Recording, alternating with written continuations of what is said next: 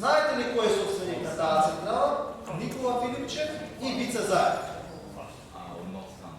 Некој треба да даде, за некој да земе. 3 или 4 амандмани поред, трпеливо ги чека. Државата да даде, за некој да земе. Државата да даде, за некој да земе. Тоа е суштината на амандманот. Еве, амандманот, еве го подпишаме. Еве го подпишаме. Амандманот зошто?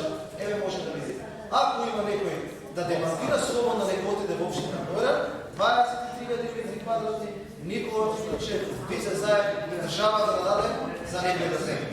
Само дека пензионерите ќе добијат повеќе, дека тоа ќе се смалело и еве денеска што доживеа. Продолжената рака на СДСМ во Уставниот суд, Уставната судија добила царска, однела преставка до Уставниот суд за оценување на уставноста за линеарното зголемување на пензиите. Замислете. Почитуван колега Бојан, не знам дали Уставниот суд е ваш или наш. Кога го уфинува балансерот е ваш. Кога гледа за Бодентер е ваш. Кога гледа за албанскиот јазик е ваш. Сега е изискано наш. Чекај. Кој ја донел одлуката? Тој председателот ваш? Па тој ја донел вика дека треба да се преиспита уставноста на линеарното зголемување.